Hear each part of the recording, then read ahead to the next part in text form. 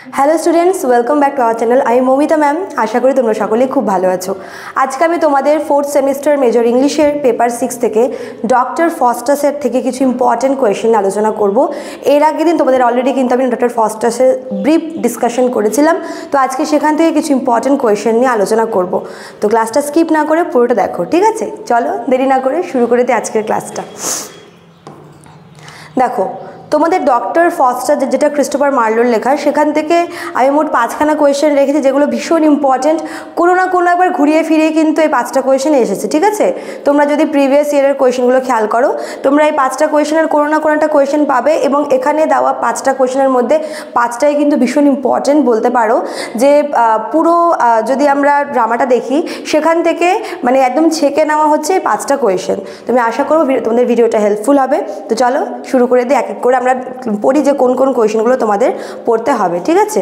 Question number 1, discuss doctor Faustus as এ Renaissance tragedy drama. এটা ভীষণ important. দেখো, Christopher Marlowe basically Renaissance পিরিয়ডের একজন ড্রামাটিস্ট, প্লে রাইট। তো ডক্টর ফস্টাসের যে ড্রামাটা আছে, সেখানে রেনেসাস মানে যখন নবজাগরণ হয়েছিল ইংল্যান্ডে, সেই সময় যে সমস্ত চেঞ্জেসগুলো এসেছিলো লিটারেচারের ক্ষেত্রে বলো, সোশ্যালি বলো, তো ডক্টর ফস্টাসে আমরা এই যে রেনেসাসের কোন কোন ফিচার্সগুলো বা রেনেসাস আমলের কোন কোন ট্র্যাজেডি ড্রামার কোন কোন ফিচার্সগুলো আমরা দেখতে পাই, ঠিক আছে? তো doctor Faustus as a tragedy বা অ্যাজ এ রেনেসাস ট্র্যাজেডি বিভিন্নভাবে কিন্তু এই কোয়েশ্চেনটা আসতে পারে, ভীষণ ইম্পর্টেন্ট তোমাদের এক্সামের জন্য।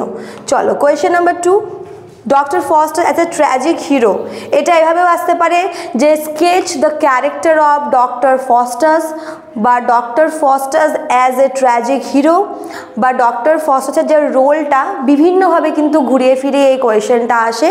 বিশেষ করে অ্যাজ এ ট্র্যাজিক হিরো কিন্তু ডক্টর ফস্টাসের রোলটা আসে, ঠিক আছে? এটা অবশ্যই পড়বে, যেহেতু পুরো গল্পে আমরা এই একটা চরিত্রকে বেশি করে হাইলাইট করা হয়েছে, ফোকাস করা হয়েছে, তো এর রোলটা কিন্তু ভীষণ ইম্পর্টেন্ট। আচ্ছা, কোয়েশ্চেন নাম্বার 3, গল্পের যে অ্যান্টাগনিস্ট বা ভিলেন, রোল অফ লুসিফার ভীষণ ইম্পর্টেন্ট। লুসিফার হচ্ছে ইভিল ফোর্সের একজন প্রতীক, এবং তাকে এখানে ইভিল ফোর্সের একজন সিম্বল হিসেবে দেখানো হয়েছে। এবং লুসিফারই কিন্তু বলতে পারো যে এই যে মানে ফস্টাসের যে অধঃপতনটা, ওর যে আর কি এই যে ব্রেকডাউনটা হয়েছিল, সেটা কিন্তু লুসিফারের জন্যই হয়েছিল, ঠিক আছে? Question number 4, comment on the inner conflict experienced by Faustus. Inner conflict, প্রথমে ক্ষমতা এবং নলেজের একটা গ্রিড ছিল ফস্টাসের মধ্যে, এবং তার দরুন সে কিন্তু ইভিল ফোর্সের মানে ইভিল পথের দিকে পা বাড়ায়।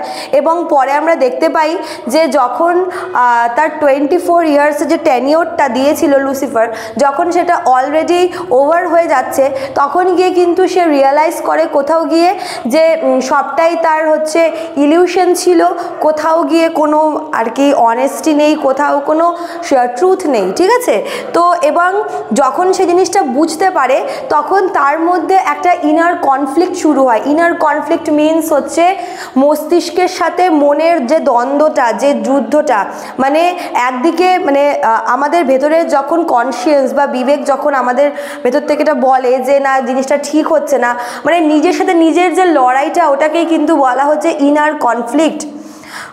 পরের দিকে মানে 24 ইয়ার্সের একদম যখন প্রায় ওভার হবে, সেই সময় গিয়ে ফস্টাস কিন্তু এটা এক্সপিরিয়েন্স করে, এবং সে রিয়েলাইজ করে কোথাও গিয়ে যে এতদিন ধরে সে যেটা ভেবে এসছে সবটাই কিন্তু ভুল ছিল, ফাঁকি ছিল, এবং তার দরুন কিন্তু এই ইনার কনফ্লিক্টের মুখোমুখি তাকে হতে হয়, তার জন্য তাকে প্রচুর কিছু ফেস করতে হয়।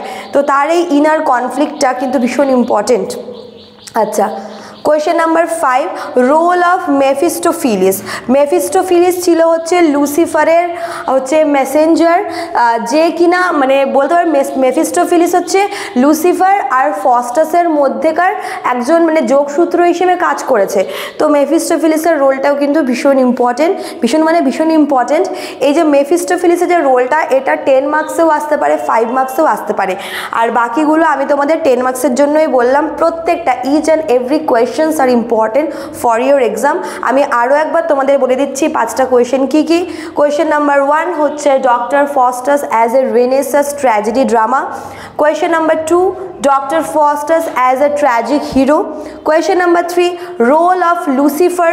Lucifer এর রোলটা এভাবে আসতে পারে যে Lucifer as a antagonist, Lucifer as a villain এভাবেও আসতে পারে। আচ্ছা, question number 4, comment on the inner conflict experienced by Dr. Faustus, and last question, role of Mephistopheles। ঠিক আছে, এই 5খানা কোয়েশ্চেন তোমাদের কিন্তু অবশ্যই পড়তে হবে। তোমরা চাইলে এটা স্ক্রিনশট নিয়ে রাখতে পারো অথবা নোট ডাউনও করে নিতে পারো। আর যারা ভাবছো যে আমাদের কাছে অনলাইনে অ্যাডমিশন নিবে এই সেমিস্টারে, তারা এখানে দেওয়া নাম্বার দুটোর মধ্যে কোনো একটা নাম্বারে আমাদের সঙ্গে যোগাযোগ করে নিতে পারো। এই দুটো নাম্বার হচ্ছে আমাদের সেন্টারের হেল্পলাইন নাম্বার, একটা হচ্ছে 6295916282 আর একটা হচ্ছে 7076398606। ঠিক আছে, চলো তাহলে আজকে এতটুকুই থাকলো, দেখা হচ্ছে নেক্সট ক্লাসে। Thank you.